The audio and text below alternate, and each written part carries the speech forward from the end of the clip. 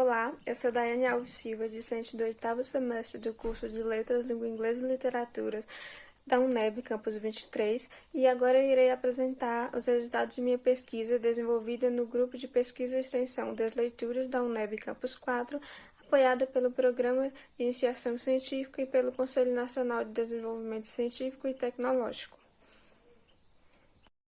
Dentre as 3 pesquisas inseridas no Projeto Mãe, da tradução como reescrita, escritora de língua inglesa no sistema literário brasileiro, coordenado pela professora doutora Juliana Salvadori, se insere a minha pesquisa, intitulada Tradução de escritores de ficção de língua inglesa, as distopias de Margaret Atwood para o público brasileiro.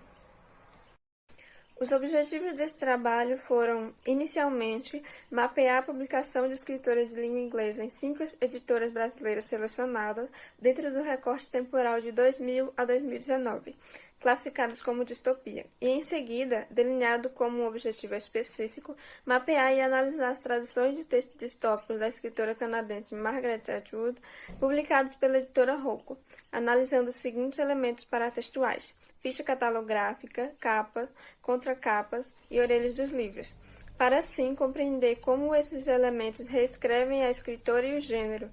criando um cânone doméstico para o público leitor brasileiro.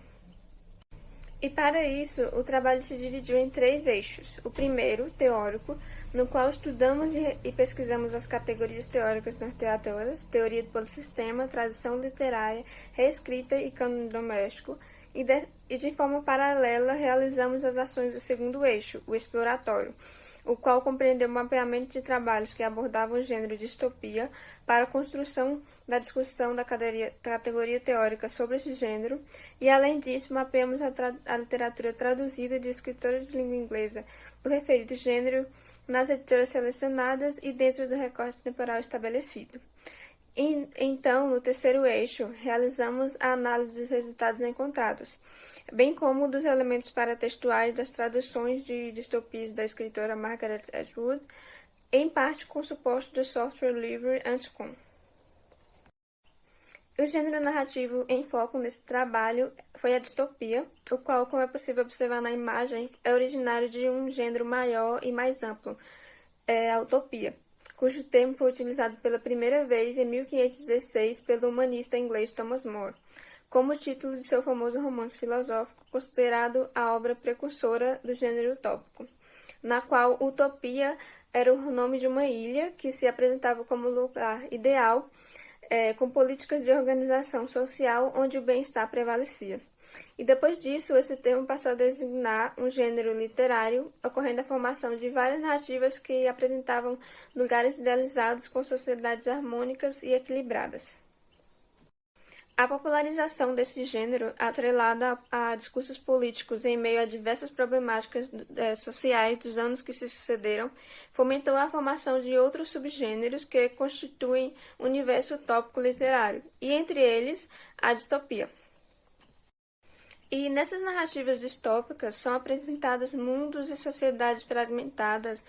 situadas num tempo futuro, geralmente marcados por um controle social, com problemáticas que refletem problemas reais, de certa forma piorados, e fomentando uma reflexão crítica e questionamentos sobre possibilidades negativas.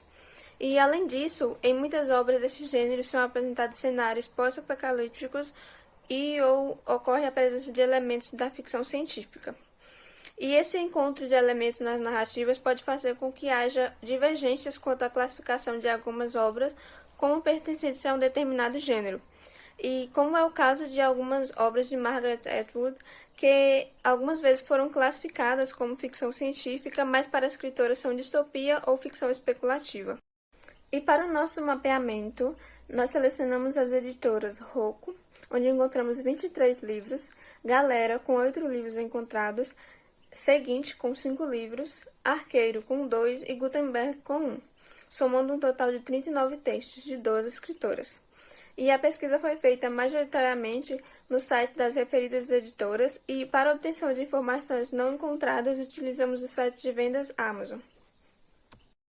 E nesse gráfico consta a porcentagem referente ao número de textos que foram encontrados em cada editora, e como nós podemos observar, a editora com maior número de achados foi a Rocco, em segundo lugar temos a Galera, em terceiro a Seguinte, em quarto a Arqueiro e por último a editora Gutenberg. E nesse segundo gráfico estão apresentadas a porcentagem por escritoras. Ao todo foram encontradas 12, e quase todas com edições publicadas entre 2010 e 2019, com exceção de Margaret Atwood, que teve 3 livros em que as primeiras edições foram publicadas entre 2000 e 2009. E ao observarmos esses achados, observamos que a maioria é direcionada ao público jovem, categorizado nas seções de literatura juvenil ou jovem adulto do site das editoras. E boa parte também está associada à ficção apocalíptica ou pós-apocalíptica, que é uma temática que tem atraído e referido o público nos últimos anos. E também pontuamos que alguns desses textos ganharam bem-sucedidas adaptações para o cinema e ou para a TV.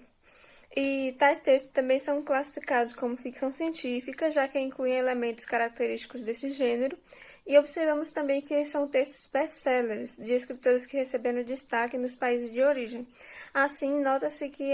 nessas escolhas das editoras há uma preocupação com o fator financeiro, o que justifica o investimento do mercado editorial em livros que obtiveram sucesso de vendas. E 3 dos textos da escritora Margaret Atwood, que compõem a trilogia Madadão, também adotaram um enredo pós-apocalíptico, mas assim como seus 2 outros textos distópicos, O Conto da Aia e Os Testamentos, não estão catalogados como a literatura jovem do site da editora Rocco, mas eles recebem um destaque significativo pela editora. Assim, essas obras foram o foco da nossa análise final. A escritora canadense publicou 6 textos distópicos e 5 deles foram publicados no Brasil pela editora Rocco e 3 desses possuem reedição.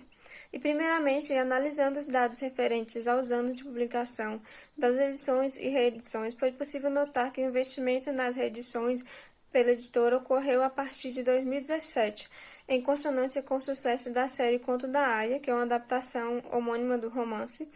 e em um momento de maior divulgação e popularização mundial da escritora. E na análise das capas, é possível notar que as capas das primeiras edições dos livros Oryx e Crake, O Conto da Aia e O Ano do Dilúvio não seguem um padrão na arte nem na tipografia, enquanto suas reedições, juntamente com a primeira edição de Madadão, possuem uma certa padronização, tanto na tipografia quanto na arte, e é uma semelhança que se nota principalmente nas capas da trilogia Madadão, por se tratarem de sequências. E esse padrão também pode ser observado em outros textos da escritora publicados pela editora Rocco. E esse design e ilustrações foi produzido pelo mesmo artista brasileiro, Laurindo Feliciano. E tal padrão indica uma domesticação dessas edições da escritora para o público brasileiro, ou seja, a formação de um cânone doméstico, cânone este que, segundo o teórico Lawrence Venuti, é pautado por questões não apenas culturais, mas políticas e econômicas, evidenciando o contexto de chegada. Já na edição do lançamento mais recente, Os Testamentos, a editora adotou o mesmo padrão gráfico e arte do original, como podemos observar na imagem. E as contracapas e orelhas dos livros foram analisados em conjunto, com suporte do programa Anticom, para análise do corpora. E nessa etapa não foi possível encontrar as contracapas e orelhas das primeiras edições do livro Conto da Aia e O Ano do Dilúvio, de modo que não foram incluídos nessa análise. Sendo assim, 6 livros foram analisados. E o objetivo dessa análise foi de observar a classificação do gênero narrativo desses textos e examinar como a escritora é apresentada. E nessa etapa, nós percebemos que a expressão ficção científica é mencionada 4 vezes em 3 livros de edições de 2004, 2017 e 2018, enquanto ficção especulativa é mencionada 6 vezes em 4 livros, em edições dos anos de 2017, 2018 e 2019,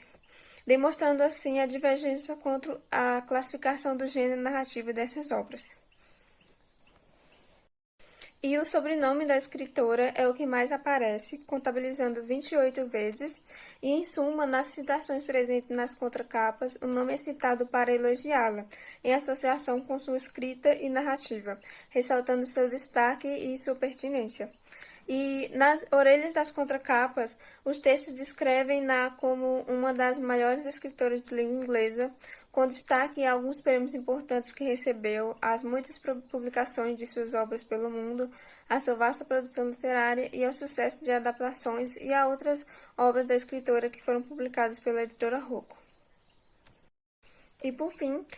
nesse trabalho nós concluímos que, em relação à publicação de textos distópicos, as editoras priorizam aqueles que obtiveram sucesso de vendas no país de origem e ou possuem bem-sucedidas adaptações cinematográficas ou televisivas, o que revela o interesse do mercado editorial voltado a esses textos, como uma forma de obter sucesso de vendas na cultura doméstica. E, a partir da análise dos paratextos dos livros de Margaret Atwood, notamos que as reedições seguem um padrão gráfico que revela a formação de um cânone doméstico da escritora no Brasil. E, além disso, as reedições foram publicadas em consonância com a maior popularidade da escritora. E a rápida tradução e publicação do livro mais recente, Os Testamentos, em um momento de sucesso da adaptação televisiva do romance que o precede, e com a adoção do mesmo design gráfico da edição original, retrata uma posição central desse texto e da escritora no sistema literário brasileiro. E nas contracapas e orelhas, percebemos que a divergência em relação ao gênero narrativo ficção científica e ou ficção especulativa se reflete em algumas edições. Já as descrições sobre a escritora mostram que Margaret Atwood é reescrita de modo a ressaltar sua notoriedade, sua vasta produção literária e a relevância de sua escrita e temáticas abordadas. E eu gostaria de agradecer à UNEB e ao Programa de Iniciação Científica pela oportunidade de participar do programa, ao Grupo das Leituras e às minhas colegas de pesquisa André e Viviane pelo trabalho em equipe, à orientadora Juliana Salvadori pelos ensinamentos, ao professor Davi pelo suporte e ao CNPq por financiar essa pesquisa.